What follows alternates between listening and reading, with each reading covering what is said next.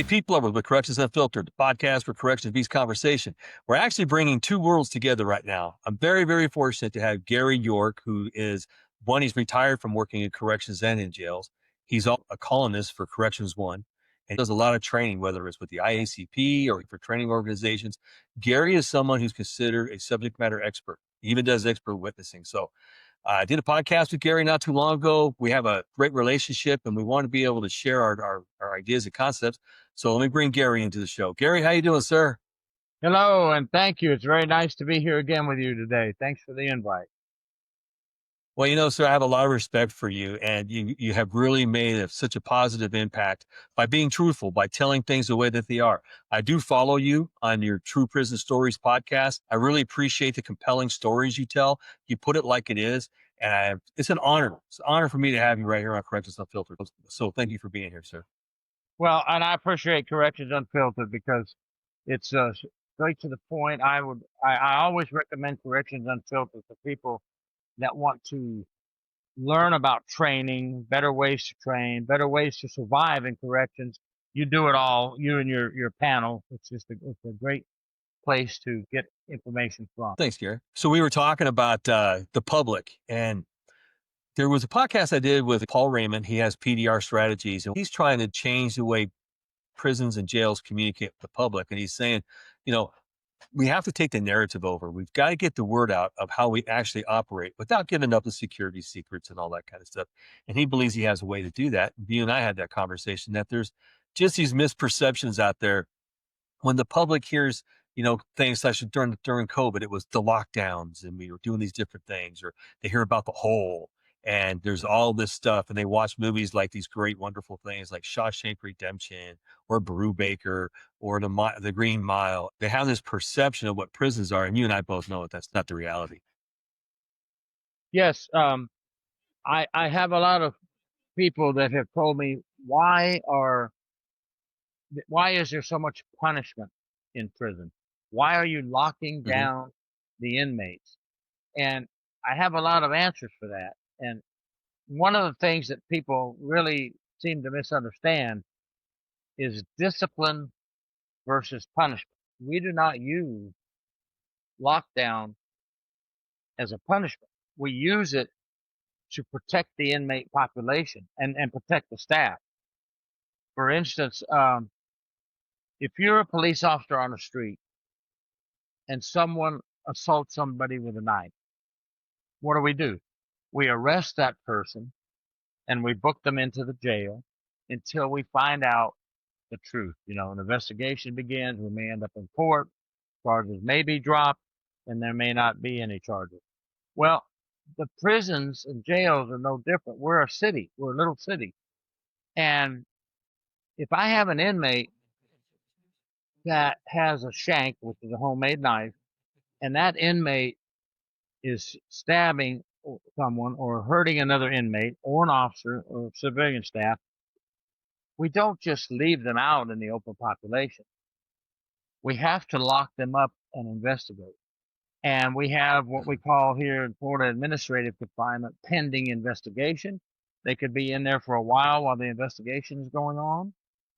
We have what we call disciplinary confinement, where maybe the investigation's over and the inmate is proven to be guilty for whatever crime they did, and they have to serve some time. But we're not using it as throw them in the hole and forget about them like you see on the movies. That's absolutely false. And when they're in there, they get fed 3 meals a day, and they're kept care of, and they get their rec time. It's just a misconception that we're using it as a brutal punishment. It's a safety measure. It absolutely is. And like you talked about, in certain circumstances, when you show up, there's an incident, the people are actively engaged in it, you resolve it, you know who you're going to get. But at the same time, prisons are also full of gangs, or they're full of alliances that are made between people on the street. They got prison gangs, you got street gangs. And so if you don't know what's going on, and there's been some level of violence that's alarming, more than just a simple fist fight where there's limited or no injuries, you got to take a good look at that. And the only way you can really take a good look at that, one, is you have to take the people who are involved, like you said, and put them in the segregation system. And it's an important thing for people to understand. It is a system. It's utilized with checks and balances. There has to be somebody who approves them to go in. So whatever the incident was, has to go to the warden or whoever the administrator is that approves them to go in to say, this is what happened and this is why I'm placing them in there. There's a level of approval. But then the checks begin immediately. We have a certain amount of time frame depending upon the agency. Might be a 7-day review, could be a 3-day review, could be a 24-hour review upon initial placement to verify that the individual needs to be in that level of security. Because like you said, it's not easy. Now you're bringing them all their meals, you're bringing them all their medications, you're going to take them to recreation individually, you're going to do all these processes in place to ensure the safety feature is there. And it's not fair to the public for people to put it out there as though, like you said, they're just tossed in there and we don't go back and check on them. No, there is a very thorough review process. In fact, the restrictive housing unit where they go to has the most systems checks of all portions of the facility. And one thing that I also tell folks is, if you want us to truly protect your loved ones, your incarcerated loved ones, then you must understand why we have to use these tools. Let's say, for example, there was a fight or an assault, and we find out during our investigation that the inmate who assaulted the other inmate or assaulted an officer uh, has special needs. Well, now we're going to bring in the mental health unit, and we may end up placing that inmate in the special needs unit so they can have mental health counseling and have mental health people in there to try to get them back on track and get them back to where they need to be. It's not Hmm. about punishment. It's about finding out what we need to do to help protect everyone within the prison system. So a lot of people don't think that we care about special needs and mental health inmates. Well, we do, and if we find out during our investigation, we're going to place this inmate in the special needs unit and get them some mental health Absolutely. treatment. Yeah. And that brings up an interesting point too. There are times when inmates with special needs, or there's time when an inmate creates a situation where they know their own safety is in jeopardy, whether it's a gambling debt or whether it's a contraband debt, or it's something happened that made them not favorable to be living amongst the rest of the inmates. They come to us, or if we detect it, we go to them and say, we believe that there's an issue, or you've come to us and told us there's an issue. So we're going to utilize this, like you said, administrative segregation to put them in a situation where they're safe, they're protected. And we go through that process of, like you said, investigating to determine, do they need these special restrictions from being subjected around the other people in the population? It might be so bad for that inmate at that facility, they're going to transfer him to another facility. Correct, and that's why we have protective custody units as well. If we determine during the investigation that that inmate is in danger, definitely they may end up in the protective custody unit, or like as you said, we may transfer them out, get them out of that environment. Yeah. And I've seen in some circumstances, it's so bad for an inmate in an entire agency that agency will find another agency for them to do their time in. It's just what's sad is that a lot of times this information is skewed by the people who are involved in it, by the inmates, what they tell their family, what they tell the public, what kind of word they get out. And then that perception continues to roll around as though they're just tossed in this area and there's never nobody who comes by and checks on me and talks to me. I have all these restrictions placed upon me for no absolute reason. But there's a lot of reason.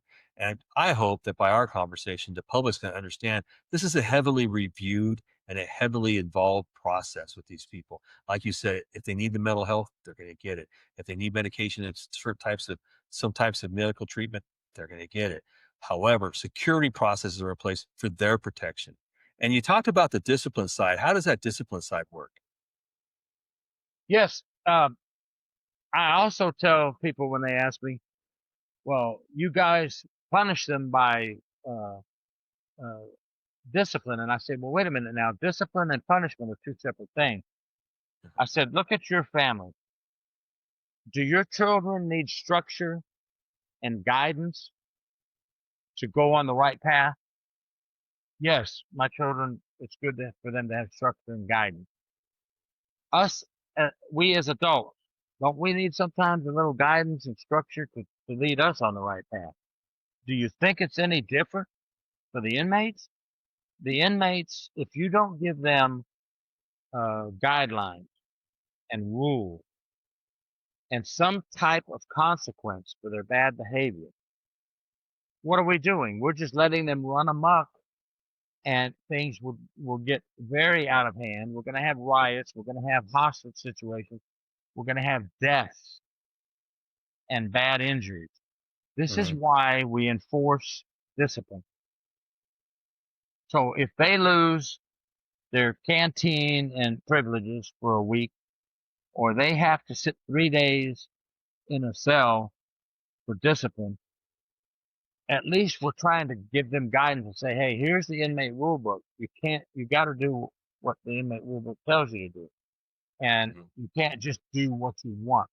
Can we just run around in society on the street and do whatever we want? No, No, we sir. can't. Same thing in the prison. It's no different. But a lot of people feel that that type of discipline is punishment. I call it structure, guidance, and consequences, and getting them back on track, trying to get them back on track. You know, in the majority of the facilities, and I've worked with several agencies, there's that check and balance system that if the individual is given a certain period of time to be in segregation because of whatever the prohibited act that they committed, that check and balance system is if they're following the rules, they're not causing problems, they're, doing what they're supposed to do in their cell, there's a chance, just like in regular prison systems, that they're going to get cut out a little early. There is a payoff for proper behavior in the prison system. You can participate in programming. If you go to segregation, you might get out of segregation early. So it is, like you said, it's a balance, but also the length of time that they spend in segregation is heavily monitored. Mental health people have to make checks on everybody, not just mental health people. Nurses and doctors have to go check on people regularly, not just the people who are on medications and things. So there is all of that. And there's generally a meeting, if not weekly, more frequently, in which they're talking about everybody who was in segregation. And when they see that they've been in there for a period of time, there's going to be a decision on what do we need to do to change this environment to make sure they don't start to take in some of that negativity that comes from being separated from large groups of people or groups of people over time. And there's another thing I love that point you just gave, because good behavior can get you out of prison earlier. In gain time, your gain time is very important. So that's an incentive to do the right thing. We are putting incentives in place, and if the inmates want to use them for their own benefit, they can. If they veer the other way, we have to bring them back on track. But there's another thing that I would like people to know. They say, "Oh, officers don't give a darn about inmates." Well, I would like for the media, every time an officer saves an inmate's life, to put that in the media. It will be far more time that an officer saves an inmate than you hear the bad story, an inmate was Yeah. abused, whatever. And when officers know that an inmate's in trouble, they run and they save their life. They cut them down before they commit suicide. Can they watch every single corner of the prison every minute of the day? No. We have some prisons with 1,100 inmates, some with 2,000 inmates, maybe 26 officers on duty.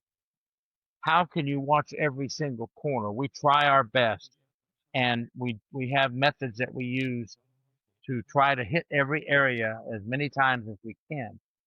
But officer saving lives of inmates is far greater than what people believe and what people realize. And go into the restrictive housing unit, go into the segregation unit. Those officers have to escort them to a shower, have to escort them to the recreation, have to escort them to a medical appointment. They get more intimately involved with an inmate because they're directly involved. They're with them. They take them places. They stand at a door. There's small conversations. And a lot of times those officers are able to have that communication with an inmate to help them adjust their self behavior so that they don't keep coming back to segregation, that they begin making those changes they need. So upon release, if release is coming soon or down the road, they're already starting to make those changes and be successful at them now. based upon getting out and trying it for their first time. So I think segregation, I think the restrictive housing unit is an area that is a mystery. Hopefully we've cleared some of that up because it's definitely a place that's needed in the prison. It's definitely a place that's heavily monitored. It's a place where everybody's going to get the things that they need for their well-being, but it has to be in place and it has to be managed well in order for it to have the positive effect that it needs in the facility. And we have safe falls as well to watch. For 12 years, I was a prison inspector, and I would get assigned a case. Hey, the mother called and said her son is in confinement and he was beaten up badly. Go down there and see what's going on. She got a phone call from another inmate telling her this. She's worried. I go down to the prison. I drive to whatever prison it is, have them bring the inmate into me. I look at him, nothing wrong with him. I get his medical records. I even check the medical records. I don't stop just by looking at him. I get his statement, check the medical records, check the logs of the confinement area, and then I report back that your son is 100% healthy and fine.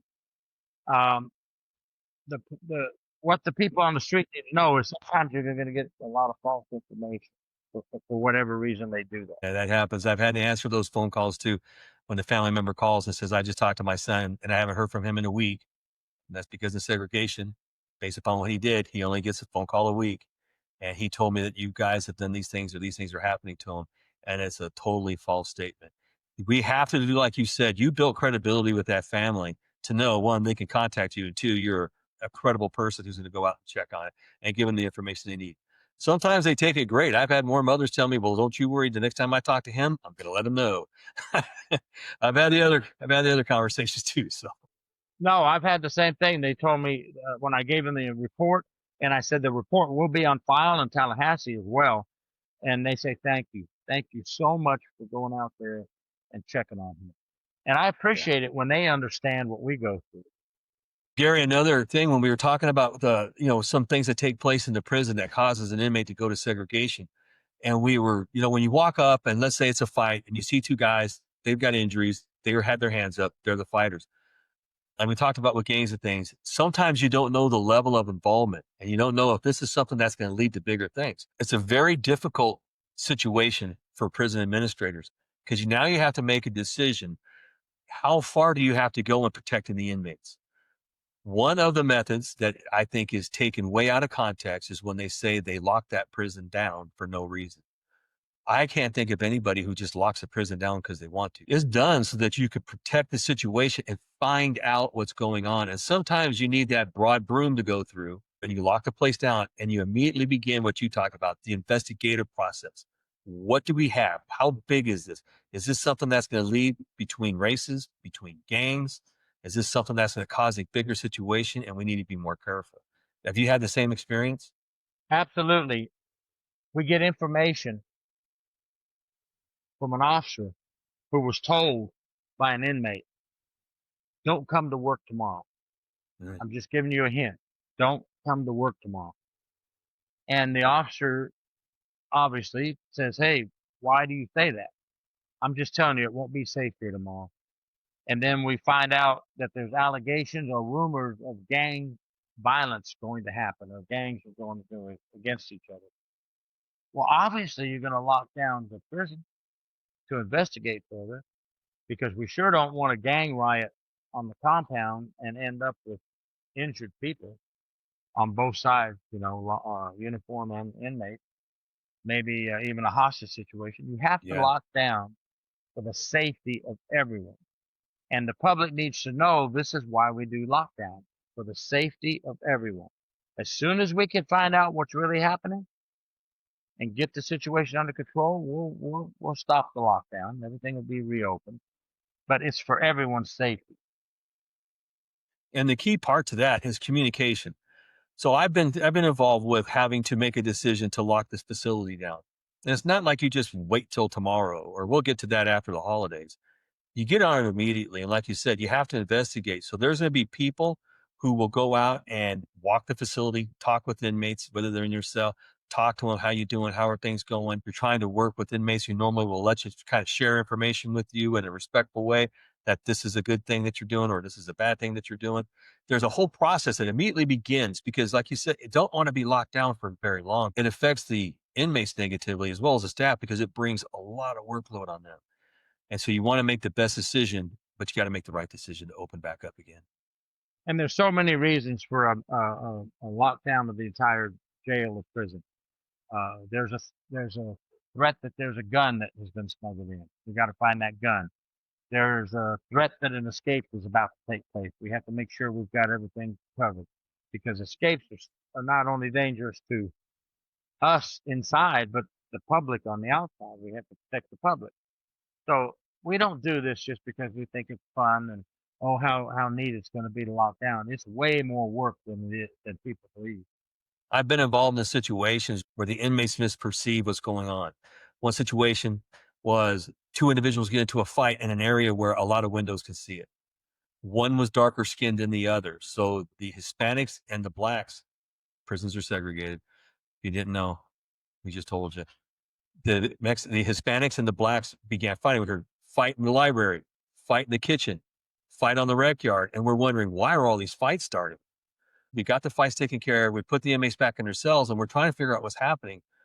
What it was, two inmates of the same race, one was darker than the other, had a disagreement, and they got into a fight. But from however many feet away through a window, they thought it was a Hispanic and a black. And so because I'm standing next to one or the other, I thought I have to fight these people. That was a tough one because we had inmates thinking there was a race issue going on, and we had to go around and convince them that it wasn't. And so people don't understand that might take a while. So it's not as though you just wave a magic wand and all the problems go away. You've got to figure out how you're going to communicate this, and then you've got to be reassured. You've got to be reassured by the population that you're making the right steps. And then I call it open slowly sometimes, where you let half the population out, a quarter of the population out, and you see how it goes.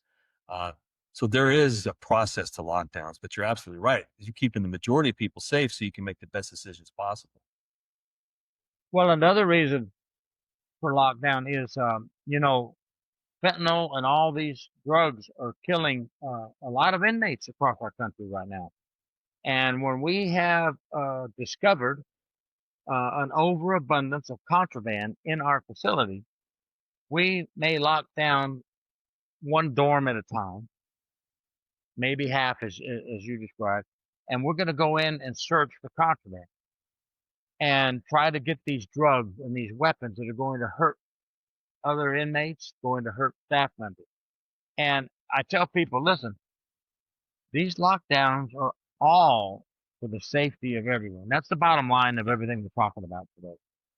And if you don't think contraband kills, look how many have died from these drugs and look how many have died from these shanks, homemade knives. We have to sometimes just lock down and do a house cleaning. You know, a good portion of the inmates, they're not going to say it to you. They're not going to tell their families about it, but they want you to do those things. Just like we want to live in a safe environment. Yep. They do too. Most of the inmates really want you to go through and do these house cleanings for them, or they want you to get rid of that contraband. They want you to make them safe. They're going to act a different way in front of each other because that's their convict code, their inmate agreement, whatever you want to call it. But you're absolutely right. I just hope that the public understands that those decisions don't come easy. There's an investigative process to it. There's a communication aspect to that. And then there's the safety part about we got to make sure that as these doors open, the issues that we were concerned with are truly gone. And we've done a good job in our communication with that. And I have to bring up one more. There's also the people out there saying that the few bad apples that taint the image of the honest, hardworking officers, that we're not taking care of that. False. So false. 12 years of investigating. If we have a bad apple, I don't know of any warden or prison administrators that want bad apples in their ranks. We work hard to get the bad apples out, you know, and that's a misconception if you think we're just letting them do things. We don't. If they do something wrong, we need to have swift action and take care of business, and we do that. And I think a lot of that, from my culture, I started in prisons in 1990. It was December of 1990, but I'm hanging on to the fact I started in 1990. But We don't put information out. We're not very public, and a lot of that comes down to we don't want people to know the day-to-day operations. We don't want, the people to be aware of security processes and procedures. And we've grown up with this, like, sort of like a world of secrecy, and we don't share a lot of information. And I think that does hinder us because definitely the negative does get out. They definitely know when things have gone wrong. A couple of bad apples that spoil the whole cart. But we've said it before. Correctional officers are firefighters, they're counselors, they're medics. They do all these things, all these jobs all rolled up into one person. Correctional officers, like you said, are a very, very proud profession. And we hear the negatives. We need to start talking about more of those positives. Well, correctional officers are mentors as well. A lot of inmates have gotten out of jail or prison and said, some of the officers in there kind of gave me a new aspect on a new look on life just from some of the things we talked about. And Yeah. every job, I have that in my book, The Toughest Job, what you just mentioned, that we wear every hat correctly. There's also something that correctional systems, detention facilities like jails do that doesn't catch enough of the public eye, and that is they get accredited. They actually have a third party group come in and take a look at them, someone who's not beholden to them, that and says, let me observe your processes, let me take a look at your paperwork, let me review what you've done, and I'll let you know if we feel that you are actually doing and abiding by your own policies and things. There's Creative Corrections LLC that's out there. They do accreditation. Also, what's important is they will come along and say, you are having an issue in this area. Here's a plan on how to fix it. And that is so important. And I don't think the public really understands that there is this third party look at how important that is. No, they don't understand that we get report cards. They come in, the third party, whatever group it is that comes to your jail or prison, and they check everything. We want to see the last month's transport records. We want to see the disciplinary records. We want to see your housing logs, everything. I mean, they check everything, and incident reports. And they'll have one sitting over a table. That person's job for the 3 days they're there or whatever length of time, they go through the incident report, see if they see. We want to see what you reported. By law, you may have to report to the Inspector General's office, or you may have to report Mhm. to another agency. We want to make sure you're reporting these things according to the law. People don't understand that. And then the warden will get this report of great here, great here, great here. And as you said, we need a little improvement in this area. And it's a guideline for us. We're being watched by a lot of entities that the public has no clue. I did work for a federal agency for a number of years, and then I switched over to the private agency. And I was curious how the private agencies work. And I'll tell you, I'm extremely happy that I did because what I found is they are so heavily regulated. One, they're regulated for their contract by the customer because the customer's paying for a service. They want the service. They're also going to go out and get accreditation through Creative Corrections or some other accrediting body. But they also have medical accreditations, PREA, Prison Rape Elimination Act. They get PREA certifications to show that they're upholding and keeping the inmates safe. All these accreditations are important. And if they don't get accredited, then they work very vigorously, but smartly to get accredited. Yes, and uh, that accreditation, now that you mentioned those things, also looks at, are you training your frontline staff on all these things? In other words, we're training our frontline staff on PREA, suicide awareness. They check to make sure that your staff is getting trained in all these areas, and that goes back to wearing all these different hats again. And if you're not training your people in all these areas, then you're going to get a big red check mark. You need to Mhm. fix that. And something that you brought up a little bit ago was the fact all of this is being done for the correctional officers. Because I always talk about an officer at midnight, and I heard this from a warden who had a great impact on me. And he said, Pete, we manage a facility for the officer at midnight because he doesn't have the tools and resources that everybody has because it's midnight. So we need to make sure that we do our job and we give that officer everything they possibly need so they can make the decisions and respond to the incidents that they have to respond to. And that's when we talk about they're a firefighter, they're a medic, they're all of these different jobs rolled into one. And we honor our correctional officers. That's what really brings me to you because you got that. You know how important correctional officers are. You don't just know it, but you also say it. And I commend you for it. And I thank you for it, sir. Yes, I'll tell you, the correction officers need need more help. The thing you talked about, accreditation, another thing that's open to all politicians. They could come visit the prison or jail anytime they want. Here in Good. Florida, we've invited them. Please come in. You're getting on TV saying this happened at your prison and this is terrible and I'm going to look into it. But we never see you. Why don't That's you right. come to our prison and walk through and ask us anything you want? We'll be ready to hand you whatever you want to look at. Facility, and there was a low opinion of the prison.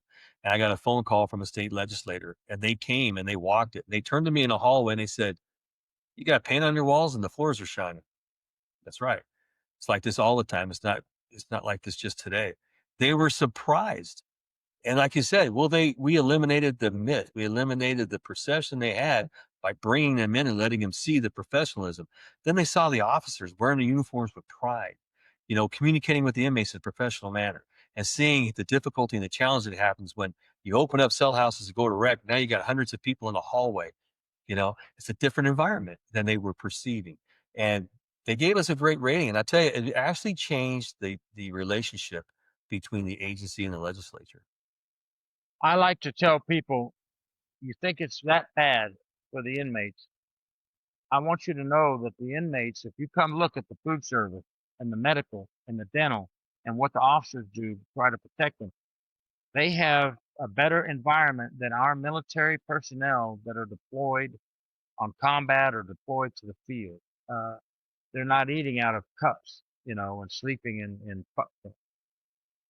I really appreciate the fact that you came on with me today. I look forward to it. And I do want to ask the people who view this, we like to look at the comments that you make because it gives us the ideas. Are we on the right idea? Are we on the wrong idea? Or the things that we didn't talk about that you feel should be talked about? Are there subjects that maybe we should cover?